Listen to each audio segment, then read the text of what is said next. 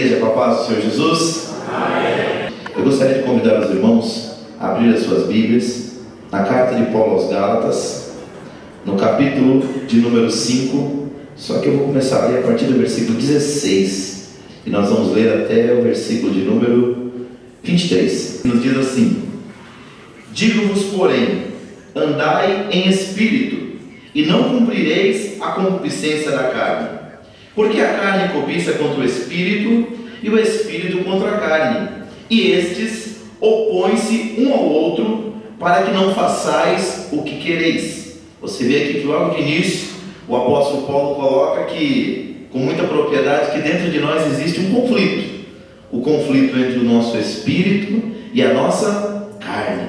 Carne aqui a gente entende que é a nossa natureza caída, né? Versículo 18: mas se sois guiados pelo Espírito, não estáis debaixo da lei, porque as obras da carne, ou da natureza pecaminosa, são manifestas, as quais são adultério, prostituição, impureza, lascívia é o apetite sexual desordenado, idolatria, feitiçaria, inimizades, porfias, emulações, iras, pelejas, dissensões, heresias, invejas, homicídios, bebedices, glutonarias e coisas semelhantes a estas, acerca das quais vos declaro, como já antes vos disse. Olha como é forte esse trecho aqui do versículo: que os que cometem tais coisas não herdarão o reino de Deus.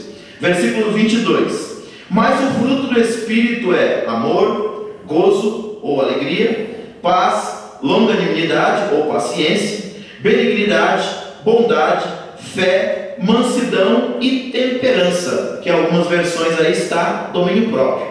E por fim, versículo 23: contra estas coisas não há lei. Eu quero fechar aqui com o versículo 24, que diz assim: e os que são de Cristo crucificaram a carne, ou a natureza pecaminosa, com as suas paixões e concupiscências. Você pode dizer amém? Amém.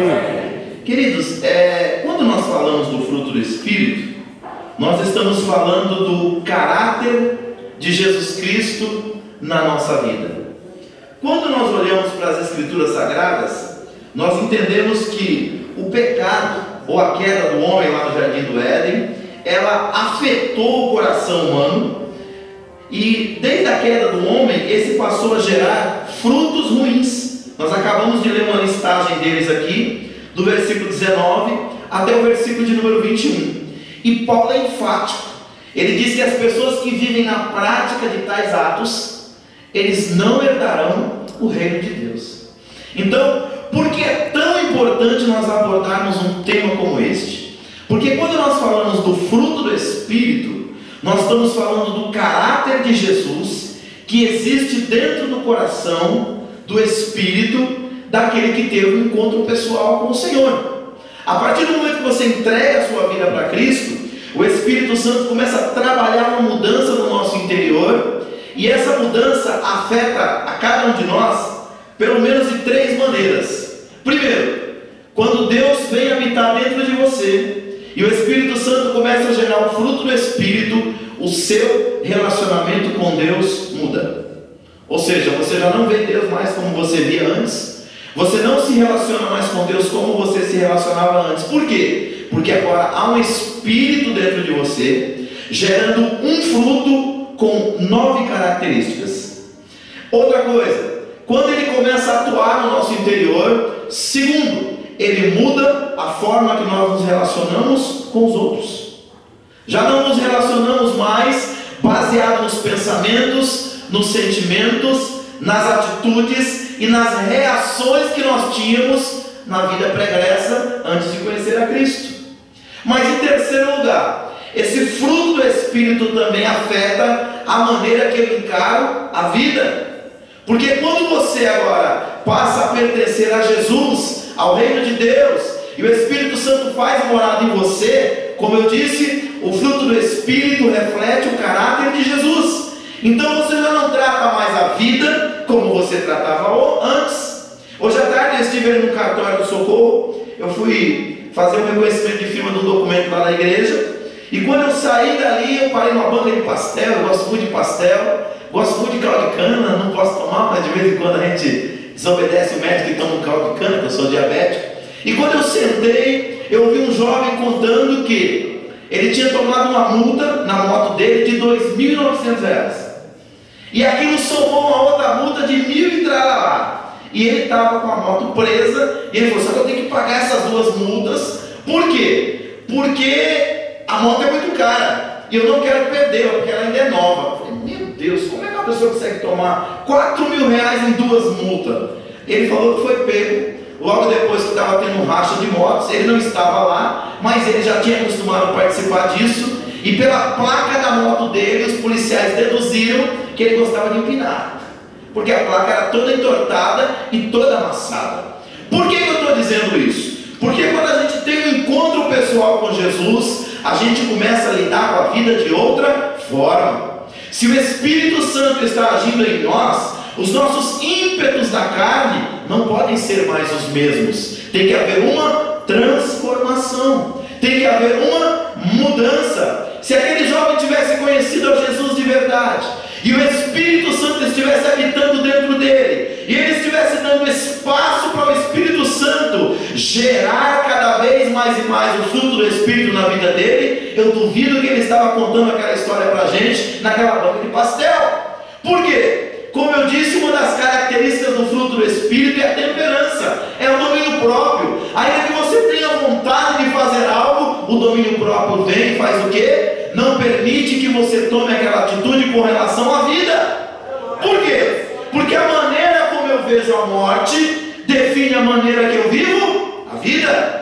Ele, quando levanta aquela moto para aquela atitude de repente, por causa da adrenalina, por causa da empolgação, ele está colocando em risco a sua vida e a vida dos outros. Então o fruto do Espírito, ele tem esse poder de transformar a forma como nós nos relacionamos com Deus, com o próximo e com a vida. Por isso a importância do estudo, de uma ministração, de uma palavra, de uma série de mensagens como essa. Sabe por quê? No dia que você aceita Cristo como seu único e suficiente Salvador, o Espírito Santo vem morar dentro de você. Mas o processo que ele começa, preste atenção na palavra, é processo. O processo que ele começa na sua vida chama-se santificação.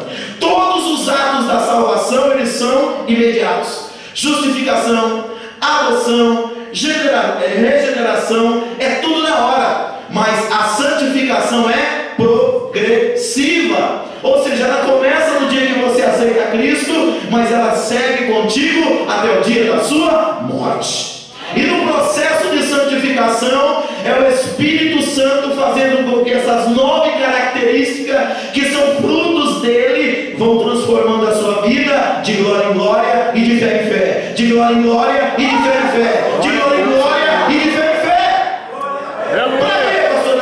Para que a cada dia você se torne mais parecido com Jesus Cristo, o primogênito daqueles que dormem.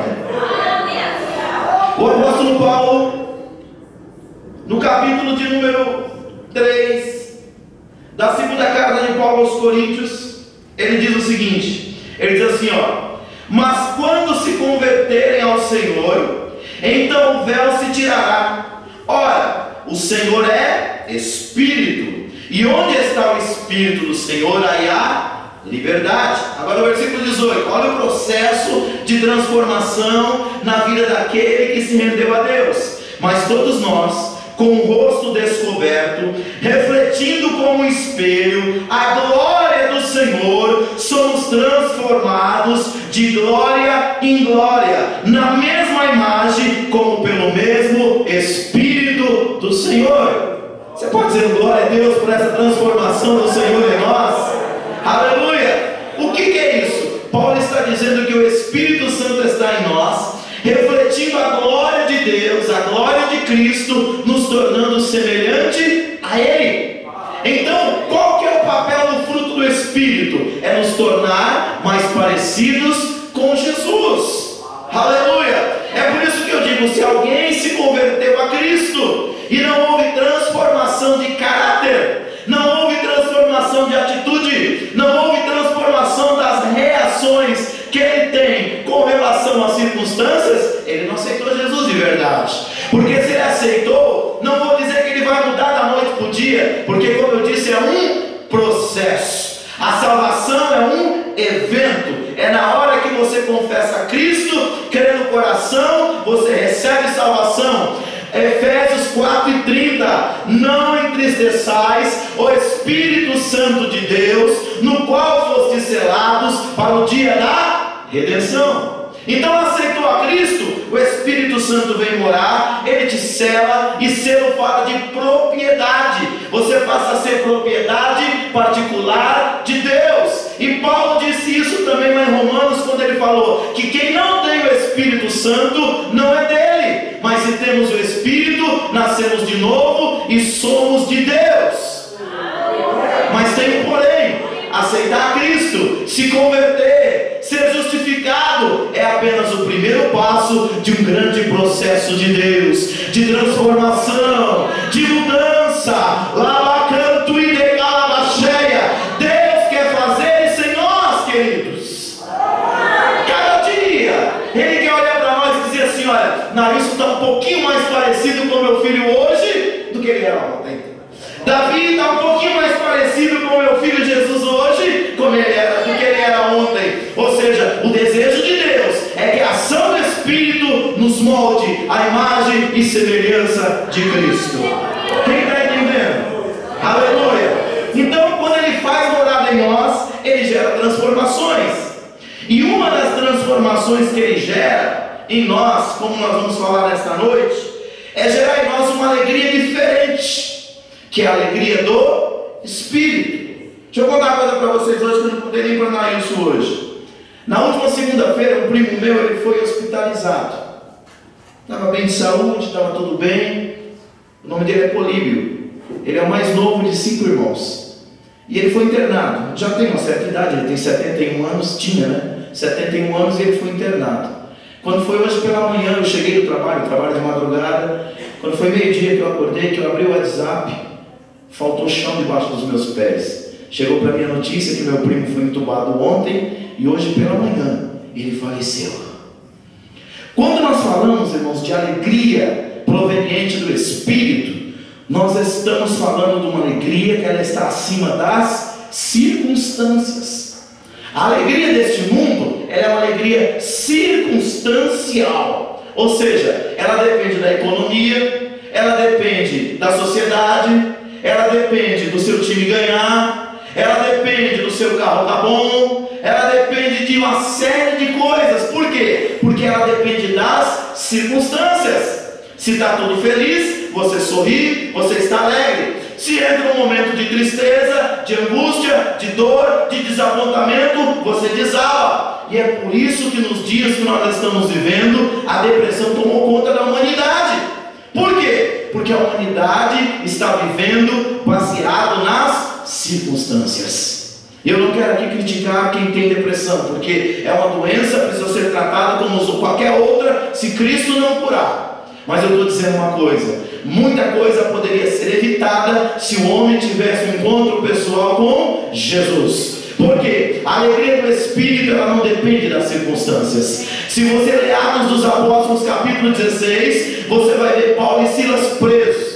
Você vai ver Paulo e Silas que tinham sido chicoteados. Você vai ver Paulo e Silas à meia-noite, num momento de sofrimento e de dor. Mas ao contrário deles estarem chorando, se vitimizando e lambendo as suas feridas, a Bíblia diz que eles oravam e cantavam louvores ao Senhor.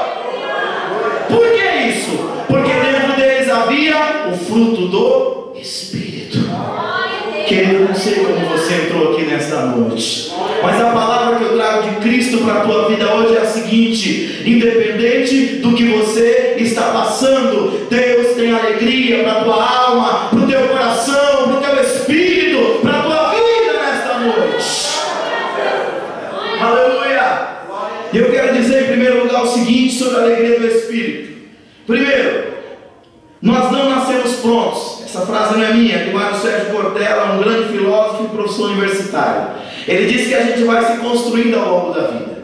E algumas pessoas, infelizmente, elas vão se construindo por causa de muitas tristezas, vão se tornando pessoas amargas e amarguradas.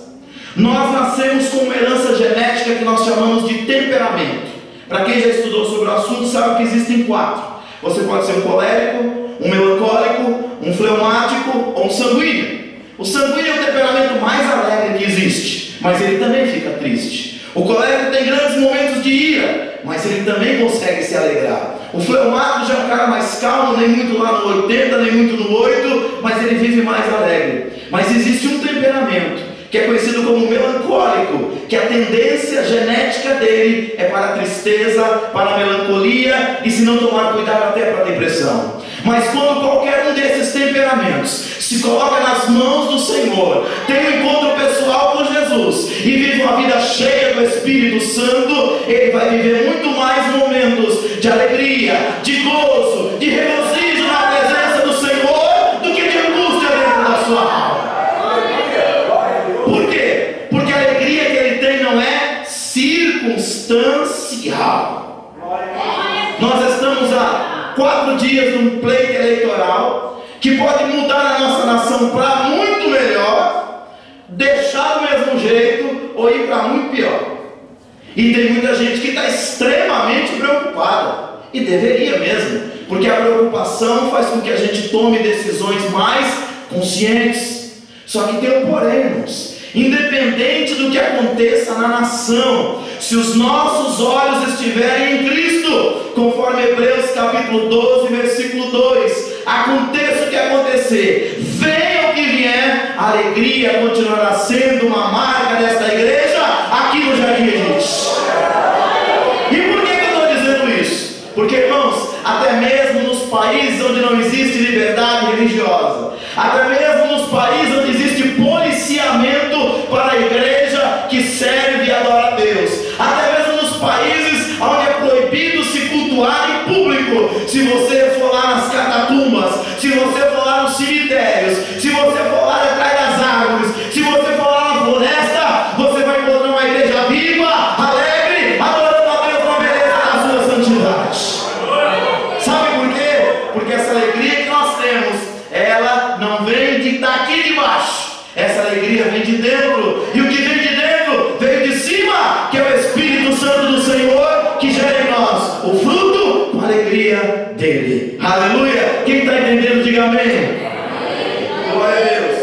Agora, o que nós podemos aprender sobre a alegria nas Escrituras? Primeiro, deixa eu definir a alegria para você. Alegria é um sentimento de contentamento, de prazer de viver, de júbilo e de satisfação. 4 coisas: contentamento, prazer, júbilo e satisfação. Geralmente demonstrada no sorriso. Vamos ver o que diz Provérbios capítulo 15, versículo 13. Olha o que diz. Lá fala que aquilo que está dentro sai para fora. Provérbios capítulo de número 15, versículo de número 13 nos diz assim, ó: o coração alegre aformoseia o rosto, mas pela dor do coração o espírito se... Deixa eu falar uma coisa para vocês. Faz 25 anos que eu caminho com Jesus e que Jesus caminha comigo. Há 25 anos atrás, se fosse me dada a notícia que eu recebi nesta manhã, provavelmente eu não iria no culto à noite. Por quê? Porque naquela época as minhas emoções ainda estavam muito volúveis, ainda estavam muito ligadas às circunstâncias. Mas por que eu estou aqui nesta noite? Primeiro, porque eu tenho um compromisso com Deus. Mas segundo, estou aqui falando de alegria, porque não é a alegria que me faz muitas das vezes sorrir quando meu time ganha, ou me faz sorrir quando eu recebo uma promoção na empresa. Não, a alegria que eu estou falando aqui é essa alegria de Provérbios, que ela está dentro do coração daquele que já aceitou Jesus e que ela formoseia o seu rosto. Aleluia!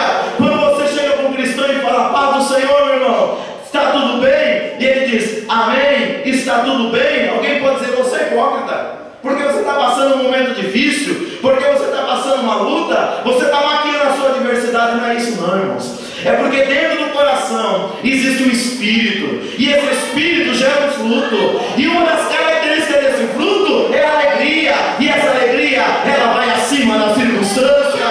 Igreja do Jardim Edite, Deus me trouxe aqui para te dizer: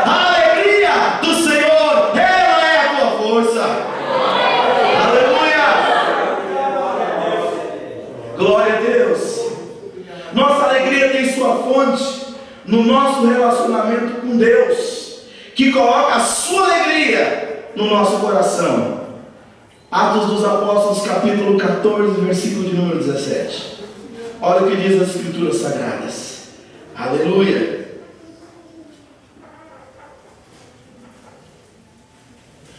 E contudo, não se deixou a si mesmo sem testemunho, beneficiando-vos lá do céu, dando-vos chuvas e tempos frutíferos, enchendo de mantimento e de alegria os vossos, não entendi, os vossos corações, irmãos. Quem é que fez isso? Quem é que faz isso com você? Quem é que faz isso comigo? Você pode responder? Quem que é?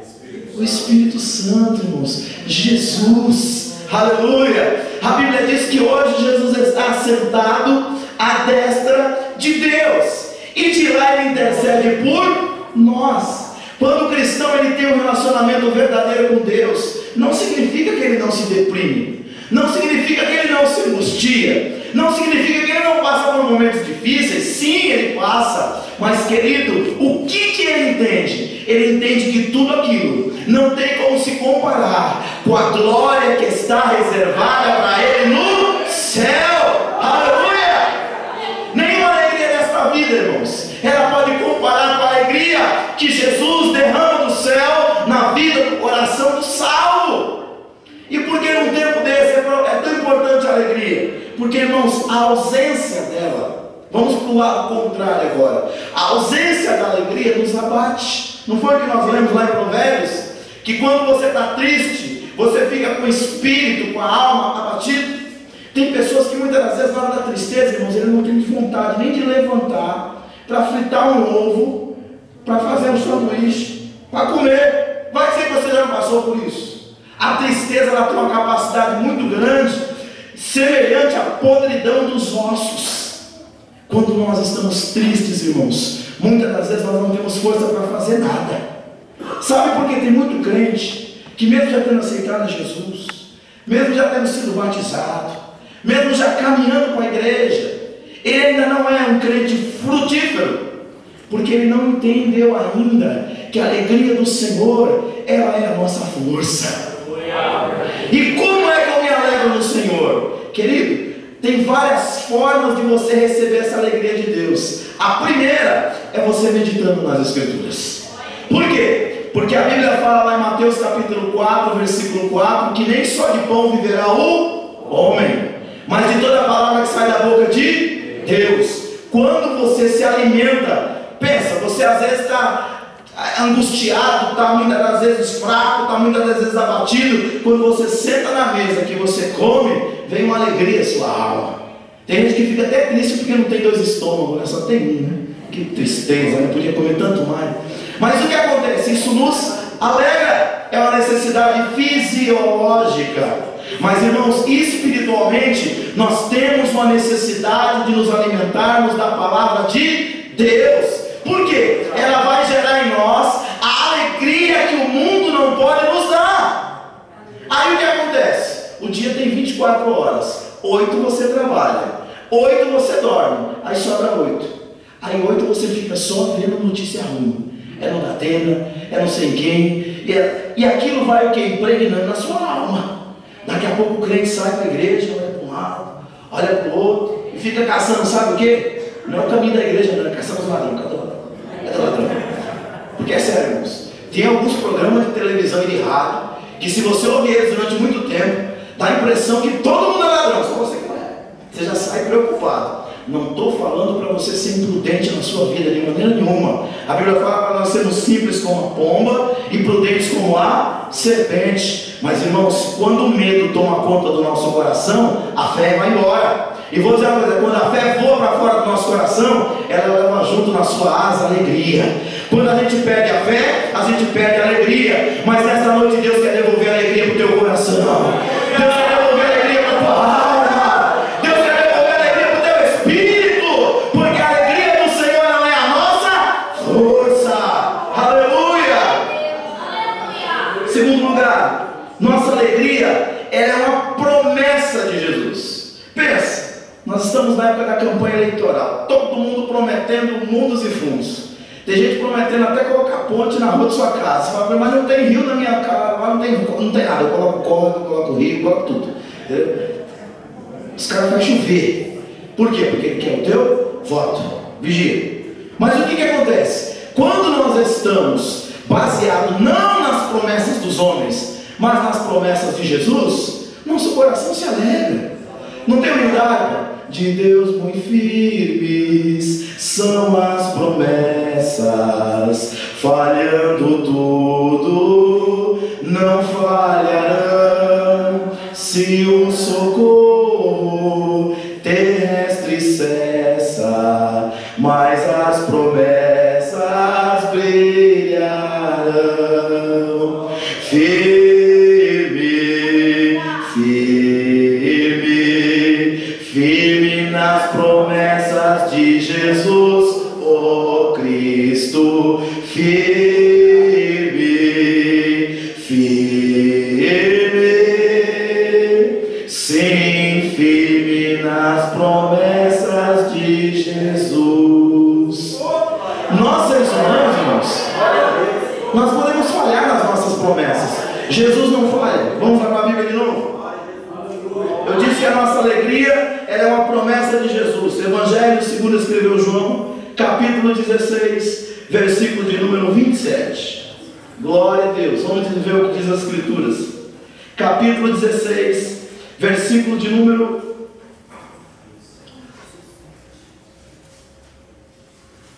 22. Vamos ler o 21 e o 22 para a gente entender. Diz assim, ó: a mulher, quando está para dar à luz, sente tristeza, porque é chegada a sua hora. Mas depois de ter dado à luz a criança, já não se lembra da aflição, pelo prazer de haver nascido um homem no mundo. Assim também vós agora, na verdade, tendes tristeza, mas outra vez vos verei, e o vosso coração se alegrará. Aleluia! Dá para dar glória a Deus aí, crente?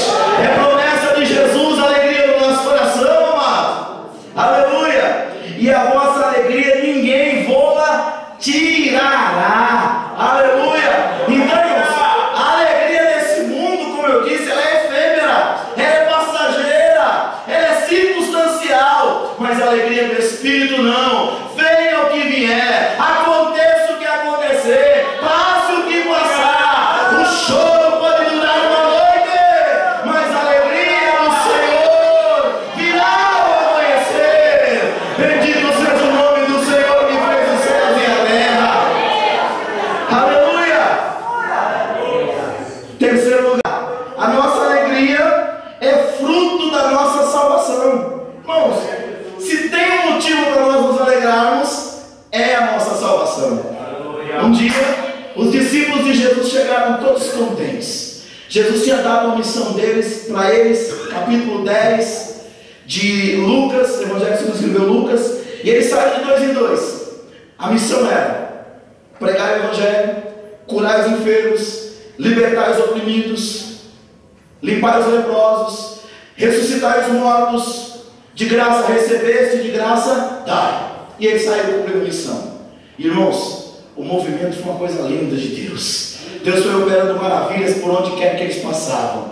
E quando eles voltaram, chegou a reunião de prestação de conta, reunião ministerial.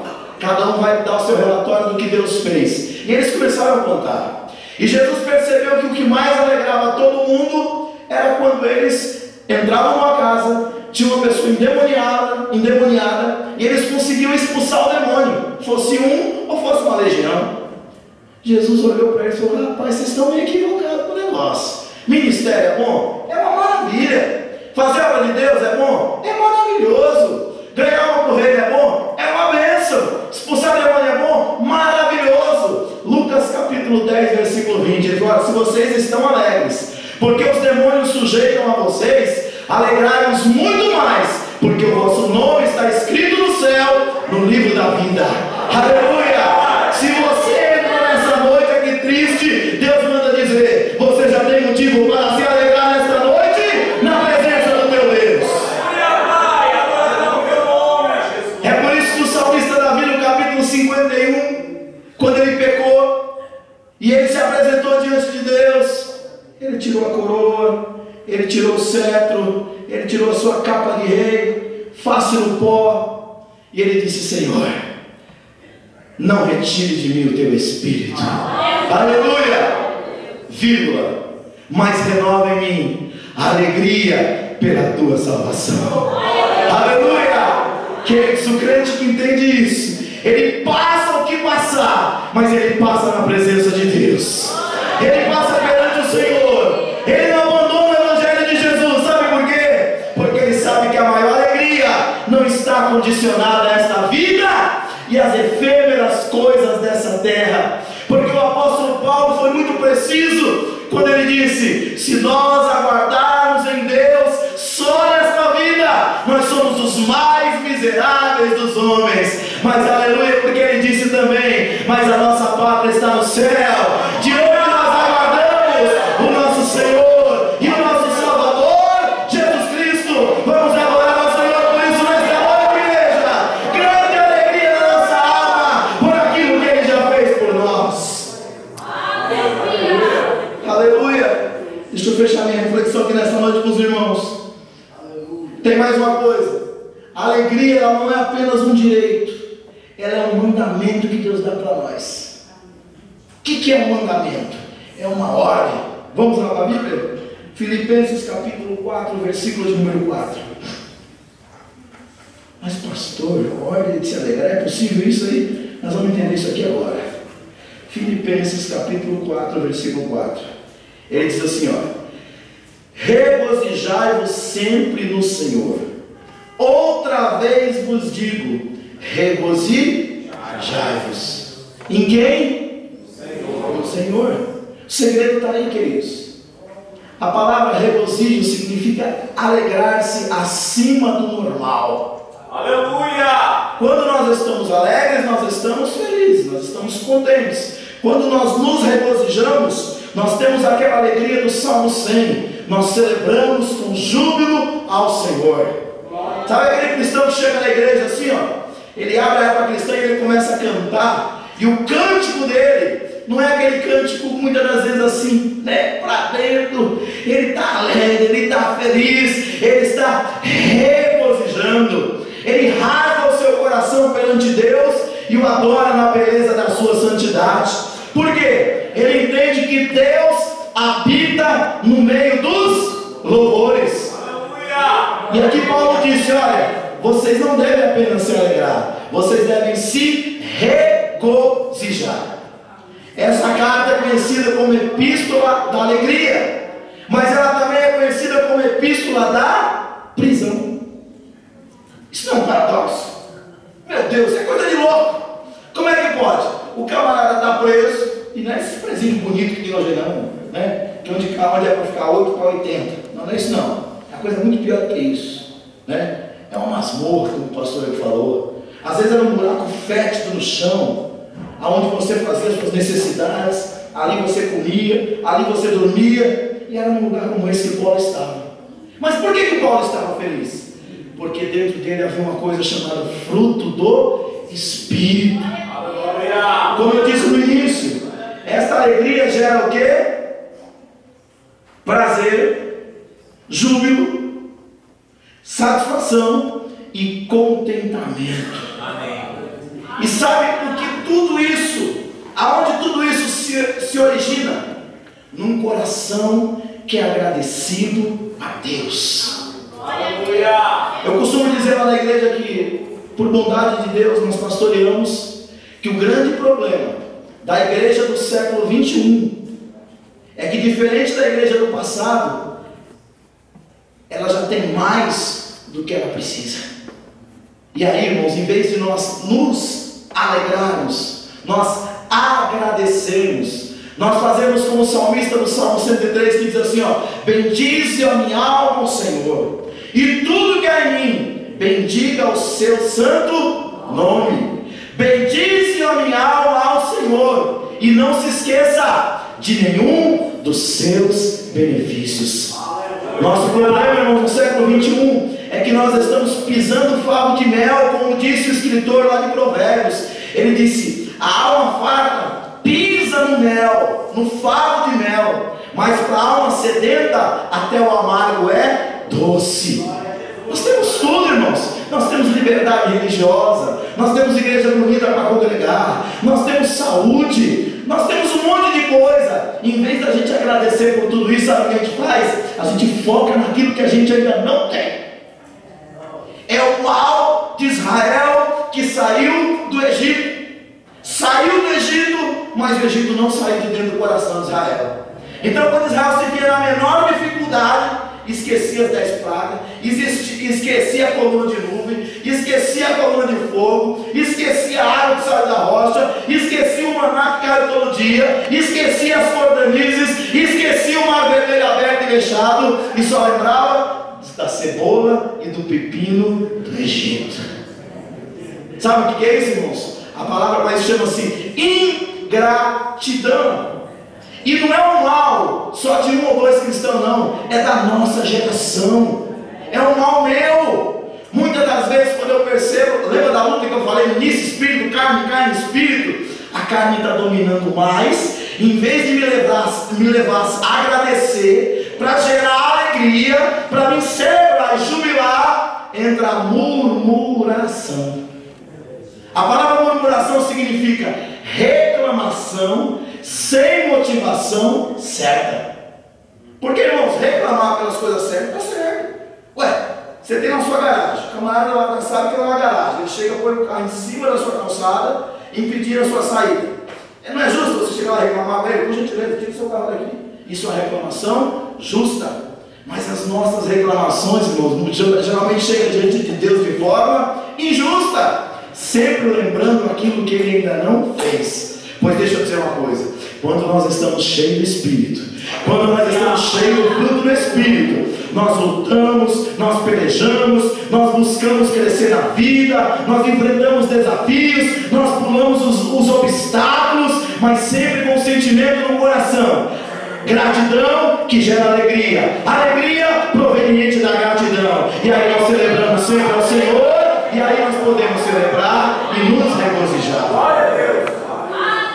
E eu fecho dizendo o seguinte nesta noite: por que nós devemos nos alegrar? Primeiro, porque cada dia de vida que Ele nos dá é uma dádiva. Salmo 118, versículo de número 24. Quando era mais novinho, você estava nesse negócio tudo de cabeça. Hoje não dá mais não. Trabalhando à noite então, só Jesus. Salmo 118, versículo de número 24. Diz assim, ó: este é o dia que fez o Senhor, regozijemo-nos e nos alegremos nele. Deixa eu dizer uma coisa para você: por que eu devo me alegrar hoje? Porque, irmãos, hoje cerca de 141 mil pessoas no mundo desceram a tumba fria. E graças a Deus que a nós foi concedido mais de 24 horas. O ciclo de vida do meu primo Políbio terminou ontem, ou terminou hoje, pela manhã. Quantos dias será que eu e você ainda temos? Ao homem está ordenado morrer uma só vez, vindo depois disso o juízo. Hebreus 9, 27. Todos nós, quando nascemos, recebemos uma senha escrita morte. O homem, quando nasce, ele só tem duas certezas, principalmente se ele estiver no Brasil. A primeira é que ele vai morrer, a segunda é que ele vai pagar muito imposto. E aí a senha está na mão da morte, você só não sabe o número, mas está aqui, ó. A qualquer hora você abre e chegou o seu número. Então, irmãos, vamos nos alegrar todo dia, porque esse dia também fez o Senhor. Segundo, pelo privilégio de poder vir à casa de Deus. Salmo 122, versículo 1 diz assim, ó: alegrei-me quando me disseram, vamos à casa de quem? Do Senhor. Irmãos, é uma alegria que para muita gente também não tem mais, porque tem gente que gostaria de estar aqui.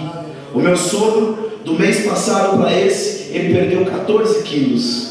Durante 74 anos da sua vida, a maioria ele serviu ao Senhor como diácono na casa de Deus. Nunca quis ser presbítero, porque ele entendia que sua chamada era diaconal. Sempre foi o primeiro a chegar e o último a sair da igreja. Ele que abria a igreja e ele que fechava. Ele entendeu a sua chamada. A chamada dele era diaconal e de tocar na igreja. Hoje já tem 30 dias que ele não vai na igreja. Ele está lutando contra um tumor no fígado. Quantas horas de vida será que ele ainda tem?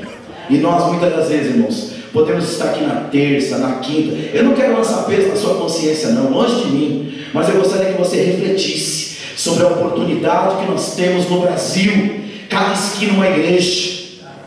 Cada esquina uma igreja. Tem esquina que tem mais de uma assim do lado da outra. Um dá glória, outro fala aleluia. Um fala a paz do Senhor, outro lá fala amém, né? E nós muitas vezes não valorizamos isso. Nós ligamos a televisão e escolhemos o canal que a gente quer assistir de programa evangélico. Se não quiser, vai para o YouTube. Se não quiser, vai para o Facebook. Para onde você quiser. Liberdade total. E a gente não consegue se alegrar em vir à casa do Senhor. Davi sabia que isso era tão importante, irmãos, que ele escreveu um salmo. E no primeiro versículo do salmo ele colocou: alegrei-me quando me disseram, vamos à casa do Senhor. Por quê? Porque durante centenas de anos Israel, o Deus de Israel não tinha uma casa. Andava em tabernáculo para cima e para baixo. Mas ainda assim, para Davi era uma grande alegria entrar no tabernáculo e render graças ao Senhor, porque Ele é bom. Aleluia! Último lugar, por que eu devo me alegrar, Pastor Davi? Pelas coisas grandiosas que Deus tem feito na minha vida. Salmo 126, versículo de número 3 diz assim, ó: grandes coisas fez o Senhor por... Não foi por eles, não? Grandes coisas fez o Senhor por... A Bíblia tem esse poder, irmãos. Todo cristão que entende o que é a palavra de Deus, ele não lê a Bíblia para os outros, ele lê a Bíblia para ele. O Senhor não é o pastor do bairro, o Senhor é o meu pastor. Isso é um Deus pessoal, que quer se relacionar conosco. Aí ele diz assim, ó: grandes coisas fez o Senhor por nós, pelas quais estamos... Aqui Israel estava falando da volta do cativeiro. E nós também temos motivo para nos alegrarmos, porque outrora nós também estávamos no cativeiro. Se fizéssemos um culto de testemunho aqui, nós vararíamos a madrugada, entraríamos amanhã, porque eu tenho certeza que você tem mais do que motivos para alegrar-se diante do teu Deus por aquilo que Ele já fez por ti. A primeira coisa foi ter nos tirado do lamaçal do pecado. A segunda coisa foi ter nos dado o seu Espírito. A terceira foi ter nos batizado do Espírito Santo. A quarta foi ter nos dado liberdade para cultuar. A quinta foi ter nos dado uma família tão grande como a areia da praia. A sexta é ter nos dado a sua palavra. A sétima é ter nos dado dons espirituais. A oitava é ter nos chamado para o ministério. A nona é dizer que um dia virá para nos buscar, para que onde Ele estiver, estejamos para todos sempre com Ele. Só que na alegre aí agora, Deus, nesta noite. Aleluia. Pastor, eu posso fazer uma oração com a igreja? Com a permissão, pastor, se coloca de pé. Vamos orar. E nessa oração nós vamos dizer o seguinte: Senhor, eu estou meio vesgo, Senhor. Eu estou meio míope. Em vez de eu ver o que o Senhor faz, eu só vejo o que o Senhor não faz. Conta-se de uma criança que na sua terra infância ela ficava dentro de um berço fechado. E o berço fechado ele só tinha um buraquinho. O que a criança fazia? Ela sempre colocava o olhinho, ficava por ali, ficava forçando o olhinho, a informação, para ver o que estava acontecendo. Ela olhou tanto pelo buraquinho que ela ficou com o olhinho vesgo. Quando ela chegou com 5, 6 anos, ela teve que fazer um tratamento para acertar o seu globo ocular. Irmãos, muitas das vezes nós temos um Deus tão bom, um Deus tão maravilhoso, um Deus tão grande, mas a gente só fica olhando pelo buraquinho. E aí a gente fica míope, a gente fica vesgo, a gente fica com hipermetropia, dá astigmatismo, a gente adoece a nossa visão. Jesus disse assim, ó: se os vossos olhos forem bons, todo o vosso corpo terá luz.